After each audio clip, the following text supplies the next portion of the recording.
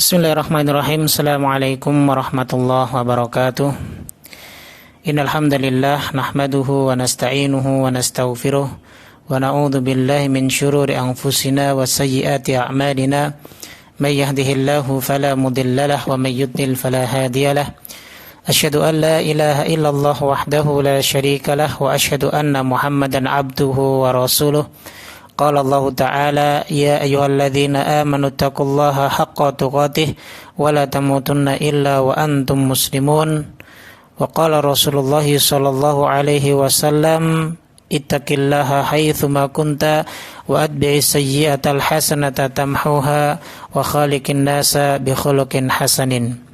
Ahibbai wa izzai rahimani wa rahimakumullah. Alhamdulillah, pertama kita panjatkan puji syukur kita kepada Allah Subhanahu wa taala yang senantiasa melimpahkan nikmat-Nya kepada kita, sehingga dengan salah satu nikmat yang Allah Subhanahu wa taala berikan kepada kita, yaitu berbentuk inayah, kita mampu untuk melaksanakan kewajiban kita kepada Allah Subhanahu wa taala. Salawat beriringan salam tak lupa kita junjungkan kepada Nabi besar kita Muhammad sallallahu alaihi wasallam beserta para sahabat-sahabat beliau dan orang-orang yang istiqamah menjalankan sunnah beliau. Tayyib jamaah rahimakumullah, kita lanjutkan pembahasan kita di pertemuan yang ketiga ini. Kita melanjutkan tentang bahasan 3 tauhid, yang dimana tauhid yang pertama yaitu tauhid rububiyah kita telah bahas pada pertemuan kita yang kedua. Kemudian kita akan melanjut di pembahasan tentang masalah tauhid al-uluhiyah. Tentang tauhid al-uluhiyah, ia termasuk jenis tauhid yang kedua, karena tauhid dibagi menjadi 3, tauhid rububiyah, uluhiyah, asma dan sifat. Tayyib jamaah rahimakumullah. Tauhid uluhiyah atau dia bisa disebut dengan tauhidul ibadah. Ya. Maknanya adalah ifradullah ta'ala bi jami'i anwa'il ibadah, yaitu mengesahkan Allah Ta'ala dengan seluruh jenis ibadah. Karena makna al-uluhiyah artinya adalah al-ibadah. Ya. Dan al-ilah maknanya adalah al-ma'luh, yaitu al-ma'bud, sesuatu yang disembah. Ya. Makanya sebagaimana yang tadi kami sampaikan, nama lain dari tauhid al-uluhiyah yaitu tauhidul ibadah. Secara bahasa, ya, makna al-ibadah, ya, di sini artinya adalah az-zul, yaitu ketundukan. Ya. Sebagaimana dikatakan tariqun mu'abbad, jalan yang mudah, sebab kemudahan jalan tersebut karena idza kana mudhallalan qad wata'atul aqdam. Jika jalan itu telah diinjak-injak oleh manusia, maka ia disebut dengan jalan yang telah ditundukkan, sehingga menjadi mudah untuk dilewati. Nah, adapun makna ibadah secara syar'i, nah, para ulama berbeda mengungkapkan tentang makna ibadah secara syar'i, akan tetapi mereka sepakat secara maknan. Sebagaimana ada sebagian para ulama yang mendefinisikan makna ibadah dengan definisi ma umira bihi syar'an min ghairi ittiradin 'urfiyyin wala iqtida'in 'aqliyyin. Sesuatu yang diperintahkan secara syar'i tanpa adanya tuntutan, kebiasaan, ataupun tanpa adanya konsekuensi secara akal. Artinya ibadah ya ibadah, bukan suatu urf, yaitu kebiasaan, ataupun tidak pula dengan akal. Tapi ibadah, ya, segala perintah yang Allah Subhanahu wa taala perintahkan dan yang Rasulnya ajarkan kepada kita, karena dia secara syar'i, ya, bukan karena bersifat kebiasaan ataupun, ya, bersifat akal. Ya. Setiap akal mampu untuk menciptakan ibadah, tidak, tapi ibadah ini sumbernya syar'i dari Allah Subhanahu wa taala dan Rasulnya.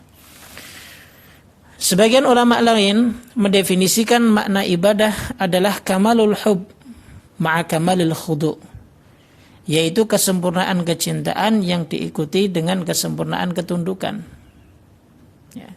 Jadi ibadah itu memiliki dua poros, yaitu cinta dan tunduk. Al-Imam Ibnu Qayyim rahimahullahu ta'ala, ya, beliau mengatakan dalam sebuah bait syairnya, ya, wa ibadatur rahmani ghayatul hubbihi, dan beribadah kepada Allah Ar-Rahman itu merupakan sebuah puncak kecintaan. Ma'adzulli abidihi huma kutubani, yang disertai dengan ketundukan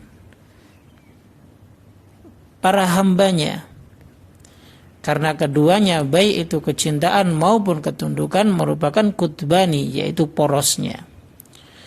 Wa alaihi ma falakul ibadati dairun, di antara keduanya itu ada roda ibadah yang berputar. Madara hatta qamatil qutban, maka tidak akan berputar roda tersebut sehingga apa? Kedua porosnya pun akan mengiringinya.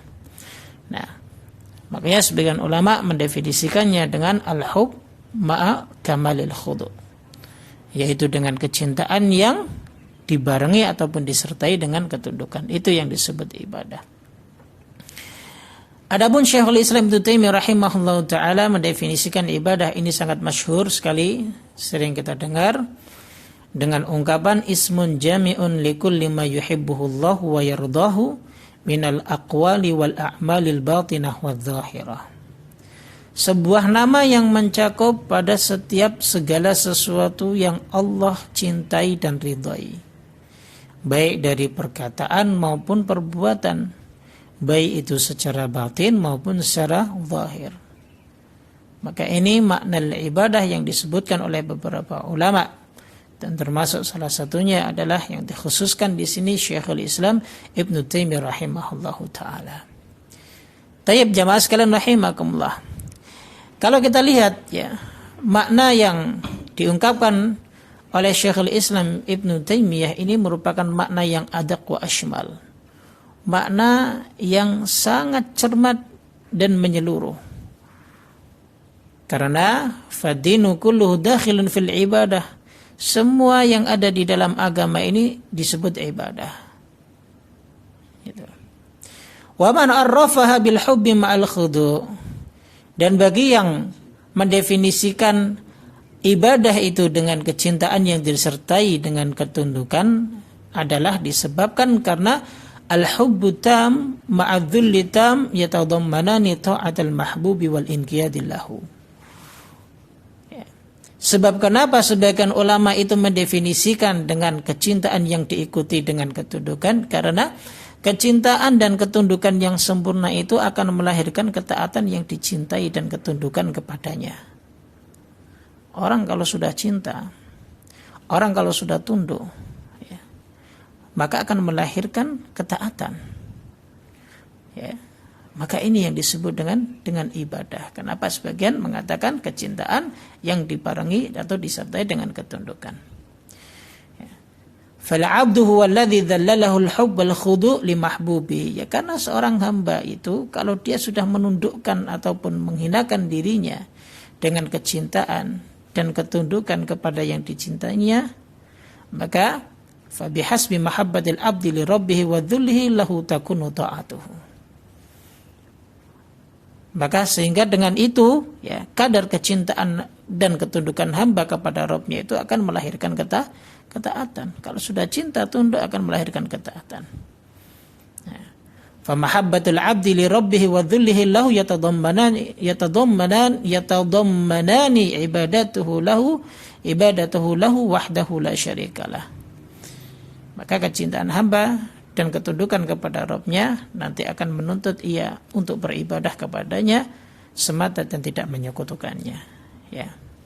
Nah, inilah ya keterangan dari kenapa sih ada sebagian ulama yang menyebutkan makna ibadah itu adalah kesempurnaan kecintaan dan kesempurnaan ketundukan. Ya, disebabkan karena dengan kecintaan dan ketundukan itu akan melahirkan peribadatan kepada yang dicintai dan tidak akan menyekutukannya. Tayyib jamaah sekalian rahimakumullah. Fala ibadatul ma'muru biha tatadammanu makna dzulli wa makna al-hub. Ibadah yang diperintahkan ya, dengannya itu mengandung makna ketundukan dan makna kecintaan. Sehingga dengan itu melahirkan 3 pilar. Pilar yang pertama adalah al-mahabbah, kecintaan. Pilar yang kedua adalah ar-roja, yaitu harapan. Dan pilar yang ketiga adalah al-khauf, yaitu rasa takut. Ini 3 pilar di dalam ibadah. Sehingga apa, ketiga-tiganya harus diikut sertakan. Tidak boleh kita mengambil salah satu dari ketiganya. Ya. Makanya lam yakun 'abidan lillahi tamamul ibadah. Orang-orang yang hanya mengambil salah satu dari 3 pilar ini, maka dia tidak disebut sebagai seorang hamba yang beribadah hanya kepada Allah dengan kesempurnaan ibadah. Ya. Maka contohnya misal ada orang yang beribadah kepada Allah dengan landasan kecintaan saja. Ya. Maka inilah yang ya, dijadikan tariqah ataupun cara ibadahnya orang-orang sufi. Landasan ataupun dasarnya karena hanya cinta kepada Allah Subhanahu wa ta'ala. Begitu pula jika ibadatuhu birraja'i wahdah tariqatul murji'ah. Jika ibadahnya itu hanya disebabkan karena pengharapan semata, maka ini tata cara ibadahnya yang dilakukan oleh mereka kelompok murji'ah. Ataupun wa ibadatu bil khafi faqat, beribadahnya hanya karena rasa takut saja, maka ini tariqul khawarij. Ini adalah jalannya orang-orang khawarij. Ya. Sehingga ketiga-tiganya harus ada dalam masalah ibadah. Orang beribadah karena dia cinta kepada yang diibadahi, kepada Allah. Orang yang beribadah karena dia raja, mengharap kepada yang dia ibadahi. Dan orang beribadah karena al-khauf, rasa takutnya terhadap ancaman yang akan diberikan kepada kepada kita yang beribadah kepadanya, yang melanggar dan tidak mau taat kepada yang kita ibadahi, yaitu Allah Subhanahu wa ta'ala. Jadi itu ya. Jadi ketiga-tiganya, 3 pilar ini harus ada dalam diri kita saat dimana kita melakukan ibadah kepada Allah Subhanahu wa ta'ala. Taib. Jamaah rahimakumullah. Wal mahabbatul munfaridatu 'anil khudu'i la takunu ibadatan. Kecintaan yang tidak disertai dengan ketundukan pun ini bukan ibadah. Misal faman ahabba syai'an wa lam yakhdu' lahu lam yakun 'abidan. Siapa yang dia mencintai sesuatu tapi dia tidak tunduk, maka dia tidak disebut sebagai hamba ataupun tidak dikatakan ibadah. Contoh, ketika ada seseorang yang mencintai anak ataupun temannya, ya, hanya cinta saja, tidak ada ketundukan kepadanya, maka ini tidak disebut sebagai ibadah. Begitu pula sebaliknya, anal khudu' al munfarid anil mahabbati la yakunu ibadatan. Ketundukan yang tidak diikut sertakan dengan kecintaan, maka ini pun tidak disebut sebagai ibadah. Contoh, kaman yakhdu'a li sultanin aw zalim li aw zalimin ittiqa li syarrihi. Sebagaimana ketundukan kita kepada pemimpin, ya. Ataupun ketundukan kita misal kepada orang yang telah berbuat zalim kepada kita untuk menghindari dari keburukannya. Maka ini pun tidak disebut dengan ibadah. Karena sifatnya hanya tunduk dan tidak disertakan dengan cinta. Tapi kalau sudah tunduk dan cinta ataupun cinta dan tunduk, maka ini disebut dengan ibadah. Jika hal yang demikian akan melahirkan apa? Penolakan-penolakan kepada hal-hal yang lain. Misal kita tunduk dan cinta kepada makhluk, akhirnya kita akan menolak syariat ataupun nizam-nizam di dalam Islam. Seseorang yang sudah cinta kepada orang lain, dengan kecintaannya kemudian dia ikut sertakan ketundukan kepadanya, lebih patuh kepadanya, ya, disebabkan karena cintanya, sehingga apa? Dia bisa untuk melakukan hal-hal yang dilarang oleh Allah dan meninggalkan perintahnya. Pasti bisa. Karena apa? Karena punya dua unsur ini. Ya. Dua unsur inilah yang menjadikan suatu perbuatan itu dikategorikan sebagai ibadah. Ya, ibadah bisa kepada siapa saja akhirnya. Ya. Makanya ya, jamaah rahimakumullah barakallahu fikum, ya. Hati-hati terhadap dua perkara ini. Jangan sampai kita sematkan ataupun sandarkan kepada makhluk. Ya. Andaikan bertentangan dengan syariat, maka kita lebih dahulukan, kewajiban kita lebih mendahulukan syariat daripada kita mendahulukan ketundukan dan kecintaan kepada makhluk. Ya. Ini jamaah sekalian rahimakumullah. Tayyib, kita lanjutkan. Wal ibadatu hiyal ghayatul mahbubah lillahi wal mardiyati lahu. Ibadah itu tujuan utamanya adalah dicintai dan diridhai Allah. Kenapa demikian? Karena dengannya Allah menciptakan kita. Ya, sebagaimana ya, di dalam surat Az-Zariyat ayat yang ke-56, ini masyhur, sering kita dengar ayat ini. Ayat yang mengabarkan kepada kita tentang tujuan kita diciptakan oleh Allah Subhanahu wa taala. Kata Allah Subhanahu wa taala, "Wa ma khalaqtul jinna wal insa illa liya'budun." Dan tidaklah aku menciptakan jin dan manusia melainkan apa tujuannya? Untuk beribadah kepadaku. Ya. Artinya adalah bahwa ibadah ini bagian daripada tujuan yang Allah Subhanahu wa taala ya, perintahkan kepada makhluknya atas penciptaan kita sebagai makhluk Allah Subhanahu wa taala. Begitu juga bahwa ibadah merupakan salah satu dari tujuan diutusnya para rasul. Ya. Sehingga kenapa di dalam Al-Quran Allah mengabarkan kepada kita di surat An-Nahl ayat yang ke-36, ya, kenapa para rasul itu diutus pada setiap umat? Ya karena tujuannya agar supaya umat tersebut mau beribadah kepada Allah dan menjauhi peribadatan kepada tagut. Walaqad ba'atsna fi kulli ummatin rasula an i'budullaha wajtanibut tagut. Dan sungguh kami telah mengutus pada setiap umat itu seorang rasul. Tujuannya apa? Untuk menyeru kepada mereka agar supaya mereka beribadah kepada Allah dan meninggalkan tagut. Nah, ini ya tujuan daripada ibadah, yaitu mendapatkan kecintaan dan keridhaan dari Allah Subhanahu wa taala. Dan juga ia bagian daripada tujuan penciptaan kita sebagai manusia, dan juga di antara makhluk lain adalah jin. Dan juga apa sebab ya, ibadah ini pun juga disebabkan karena diutusnya Rasul agar supaya kita beribadah kepada Allah dengan dakwah mereka. Tayyib jamaah rahimakumullah. Ya, ibadah itu banyak sekali macamnya. Ya. Tadi yang didefinisikan oleh Syekhul Islam Ibnu Taimiyah, masuk di dalamnya adalah segala poros yang ada di dalam agama ini adalah ibadah. Ya. Semuanya masuk ke dalam ibadah. Seperti salat, zakat, puasa, haji, ini ibadah. Sidqul hadits, ucapan yang benar pun ibadah. Menunaikan amanah, ya.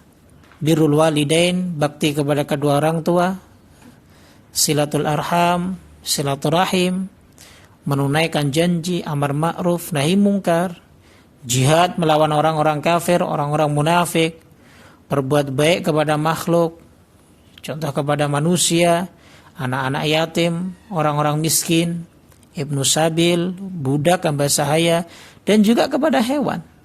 Ini bagian daripada ibadah. Ya. Contoh lain adalah doa, zikir, membaca Al-Quranul Karim. Ini pun bagian daripada ibadah. Cinta kepada Allah, cinta kepada Rasulnya, takut kepada Allah, kembali kepada Allah Subhanahu wa ta'ala. Ini bagian dari ibadah. Contoh yang lain juga menyembelih, nazar, isti'adzah, meminta perlindungan, dan isti'anah memohon pertolongan, dan istighotsah beristighotsah. Ini semua bagian daripada ibadah. Maka fayajibu sarfal ibadah bi jami'i anwa'iha lillahi wahdahu la syarikalah. Maka wajib kita memperuntukkan ibadah ini dengan segala jenisnya hanya untuk Allah semata dan tidak boleh untuk disekutukannya. Siapa saja yang menyelewengkan ataupun memperuntukkan untuk selain Allah, seperti doa kepada selain Allah, menyembelih, bernadar kepada selain Allah, memohon bantuan, beristighotsah kepada mayit ataupun kepada yang gaib, ataupun kepada orang yang hidup yang mana dia tidak mampu sebenarnya untuk memenuhinya, ya, kecuali Allah Subhanahu wa taala, maka orang-orang yang seperti ini mereka telah melakukan perbuatan syirik besar dan melakukan perbuatan sebesar-besarnya dosa besar yang tidak akan bisa diampuni oleh Allah Subhanahu wa taala kecuali bertaubat. Ya, jadi itu. Dan ini banyak macamnya. Ini sama dengan kasus orang-orang musyrik jahiliyah dahulu. Ya. Ada yang menyembah berhala, ada yang menyembah pohon, ada yang menyembah batu, ada pula yang menyembah nabi. Ya. Kami bukan menyembah, ya. Ya, bukan beribadah. Karena mereka tidak paham tentang makna ibadah. Ada yang menyembah para wali-wali Allah, yang dianggap para wali oleh mereka. Kalau ditanya apakah mereka menyembah, tidak. Mereka akan menyangkal bahwa perbuatan yang seperti itu bukan bagian daripada penyembahan, peribadatan. Ya. Karena mereka lupa, ataupun bahkan mereka pura-pura lupa, atau memang mereka itu jahil, tidak faham. Ya. Apalagi umat zaman ini, ya, ataupun umat kita sekarang, akhir zaman ini yang dimana, ya, kebodohan terhadap din itu menjadi penyakit yang paling kronis. Ya. Contoh mereka para kuburiyun, ya, yang menjadikan kuburan-kuburan para wali-wali Allah, yang mereka anggap sebagai wali Allah itu, ya, sebagai berhala yang disembah selain Allah Subhanahu wa taala. Tapi mereka tidak mengakui perbuatan mereka tersebut sebagai bentuk penyembahan. Ya. Mereka minta-minta, ya, mengucapkan sesuatu, ya Rasulullah, minta-minta kepada ya wali fulan, ya, ya Nabiullah, dan lain sebagainya. Padahal yang tersebut merupakan hal-hal yang dilarang di dalam syariat.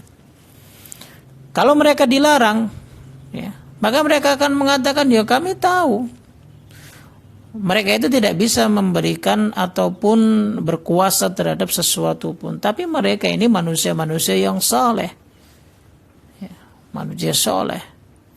Mereka punya kedudukan di sisi Allah, ya.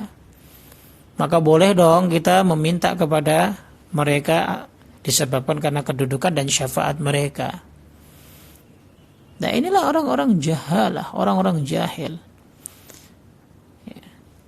Karena di dalam Al-Quran telah disebutkan dan juga dijelaskan sebagaimana perkataan mereka ini, dan di Quran pun telah menyebutkan dengan redaksi yang sama. Tidak ada bedanya. Contoh di dalam surat Yunus ayat yang ke-18. Allah Subhanahu wa taala berfirman, wa ya'buduna min dunillahi ma la yadurruhum wa la yanfa'uhum. Ingat, di dalam ayat ini Allah menyebutkan wa ya'buduna, mereka beribadah min dunillahi, kepada selain Allah. Ma la yadurruhum wa la yanfa'uhum. Beribadah kepada mereka yang tidak bisa memberikan madarat ataupun manfaat. Apa yang mereka katakan, ya, sehingga mereka kalau dikatakan beribadah, mereka mengatakan haula'i syufa'auna indallah. Loh, mereka ini nanti kelak akan memberikan syafaat kepada kami di sisi Allah. Ini kata mereka, sama dengan ucapan-ucapan orang-orang, ya, yang mereka terlalu mengagung-agungkan kepada para wali-wali yang telah diwafatkan oleh Allah Subhanahu wa taala sekarang ini. Ya. Maka Allah perintahkan kepada Rasulnya sallallahu alaihi wasallam, "Qul," katakan ya Muhammad kepada mereka, "Atunabbi'una Allah bima la ya'lamu fis samawati wala fil ardi subhanahu wa ta'ala amma yusyrikun." Katakan Muhammad kepada mereka, Apa kalian ingin memberikan kabar, memberitahu kepada Allah dengan sesuatu yang Allah tidak ketahui? Yang ada di langit dan yang ada di bumi, Allah Maha tahu. Subhanallah, Maha suci Allah wa ta'ala, dan Maha tinggi Allah amma yusyrikun, dari kesyirikan ataupun perbuatan syirik yang telah mereka lakukan. Dibantah dengan ayat, dengan dibantah dengan penjelasan kalimat di dalam ayat ini setelahnya. Ya. Atau contoh dalam ayat yang lain, ayat yang ketiga di surat Az-Zumar, Allah sebutkan ala lillahi dinul khalis, ketahuilah agama yang murni dari kesyirikan itu hanya ditujukan kepada Allah Subhanahu wa taala. Makanya walladzina takhadhu min dunihi awliya, dan orang-orang yang menjadikan selain Allah itu sebagai penolong, apa yang dikatakan oleh mereka? Ma na'buduhum illa liyuqarribuna ilallahi zulfa. Kami enggak beribadah kepada mereka, kami enggak menyembah kepada mereka. Tujuan kami agar supaya ini orang-orang soleh yang telah wafat, yang kami minta kepada mereka itu untuk mendekatkan diri kami kepada Allah, karena mereka soleh. Ya. Inna Allah yahkumu bainahum fima hum fihi yakhtalifun. Allah yang akan menghukumi di antara mereka apa yang telah mereka perselisihkan. Inna Allah la yahdi man huwa kadzibun kafar. Ayat yang terakhir berbunyi, sesungguhnya Allah tidak akan memberikan petunjuk bagi mereka pendusta dan orang-orang yang telah kufur kepada Allah Subhanahu wa taala. Mereka dicap sebagai pendusta dan mereka dicap sebagai orang-orang kafir. Dengan ucapan ini, dan ini pernah terjadi. Sekali lagi, sejarah itu pasti berulang. Sejarah pasti berulang, jamaah. Ya. Kesyirikan yang dahulu pernah dilakukan, ya, pastinya zaman ini pun akan dilakukan pula, entah dengan modifikasi perbuatan, tapi tujuannya sama, melakukan kesyirikan kepada Allah Subhanahu wa ta'ala. Na'udzubillah wa liyadzubillah. Ya, inilah keyakinan mereka yang dibantah langsung di dalam Al-Quranul Karim. Entah mereka lupa membaca ayat ini, ataupun mereka belum sampai membacanya, atau bahkan mungkin bisa jadi mereka tidak bisa membaca Al-Quran. Ya, sudah tidak bisa membaca Al-Quran, ya, kemudian ya, mereka tidak pernah mendengarkan kajian ilmu Islam, menelaah pun tidak. Walhasil apa yang mereka perbuat sifatnya hanya taqlidul a'ma, buta terhadap ilmu. Mereka hanya mengikuti, ya, apa yang diberitakan kepada mereka, entah itu benar ataupun itu hal-hal yang dusta. Ya, tayyib jamaah sekalian rahimakumullah, ya. Makanya wajib bagi para ulama-ulama kita yang mereka tahu ilmu alat, nahwu sharaf, bisa membaca kitab, ayo berdalam lagi bersama-sama untuk membenahi akidah kita. Ya. Yang paling utama adalah mengingkari kesyirikan ini. Kemudian sampaikan kepada umat, ya, jangan dustai umat. Ya. Begitu pula, ya, bagi para mereka yang diberi kewenangan, ya, dalam wilayah, hendaklah juga mempelopori perbuatan-perbuatan, ya, yang sekiranya perbuatan tersebut bisa untuk menghambat lajunya pertumbuhan ahlu syirik. Kalau kita sekarang disibukkan dengan menghambat lajunya penyebaran virus corona, tapi ada virus yang lebih bahaya lagi, yaitu virus kesyirikan. Ya. Ini virus yang paling berbahaya dan sangat mematikan sekali. Ya. Orang sakit corona, tingkat tertinggi dia diwafatkan. Kalau orang yang sudah sakit kronis kesyirikan dan dia tidak bertobat terhadap kesyirikan tersebut, maka dia akan kekal dalam kesengsaraan. Kekal dengan kesengsaraan. Itu.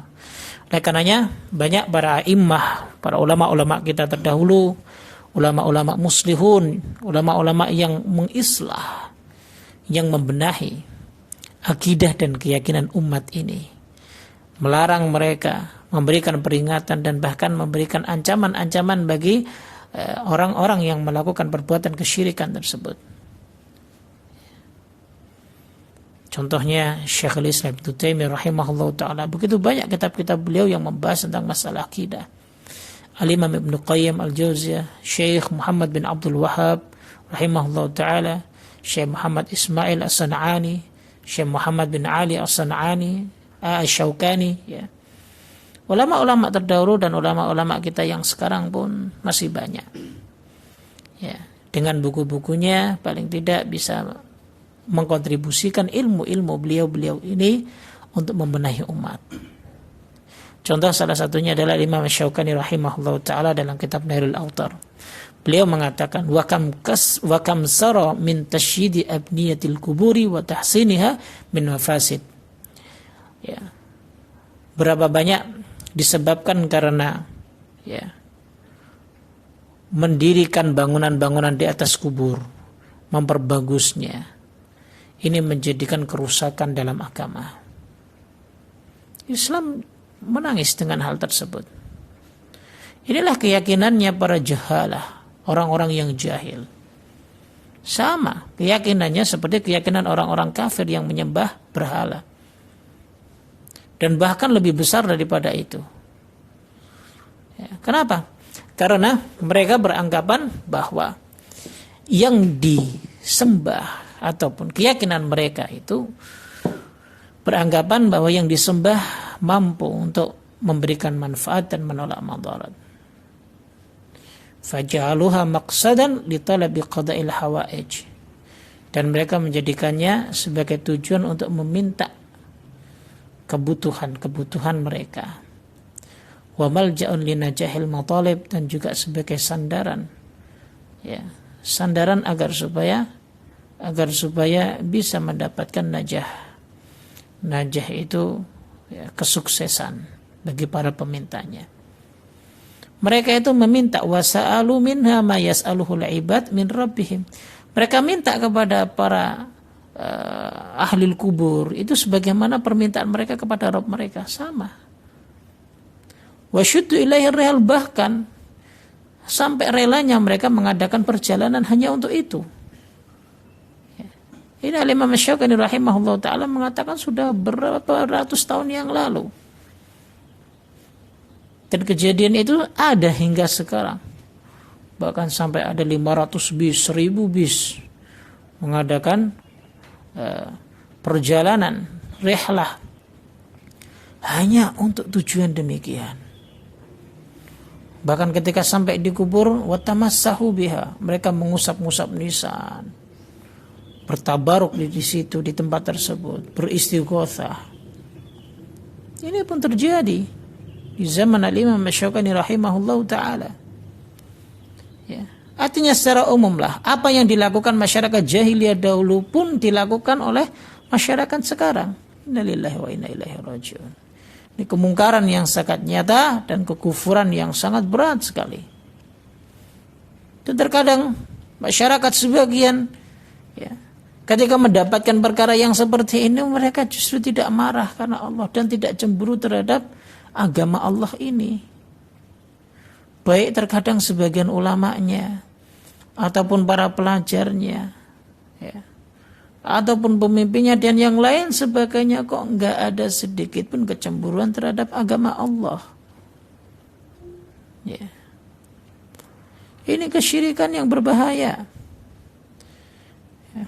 Kalau kita marah terhadap para penghina Islam, penghina Rasulullah, ya, penghina kitab Al-Quranul Karim, harusnya kita lebih marah terhadap penghina Allah. Mereka secara otomatis telah menghina Allah subhanahu wa ta'ala dengan kesyirikan yang mereka perbuat. A'udzubillah wa'iyadzubillah. Ya. Oleh karenanya, ya, ma'asyiral muslimin, jamaah sekalian rahimakumullah, ya. Ya. Ini tugas kita bersama, ya, untuk memberikan pencerahan kepada mereka yang awam.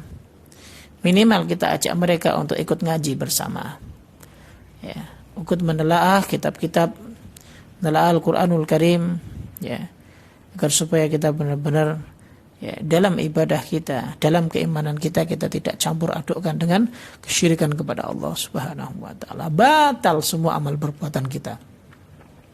Batal semua. Ya. Nah, ini yang menjadi PR bagi kita agar supaya agama negeri kita pun akan menjadi aman sentosa. Ya. Negeri kita akan menjadi negeri yang diridhai oleh Allah Subhanahu wa taala dan dicintai oleh Allah, mendapatkan keberkahan yang banyak. Ya. Jika penduduknya benar-benar menjaga keimanannya dan tidak melakukan kesyirikan kepada Allah Subhanahu wa taala. Nah, ini saja yang bisa kami sampaikan, mudah-mudahan bermanfaat, ya.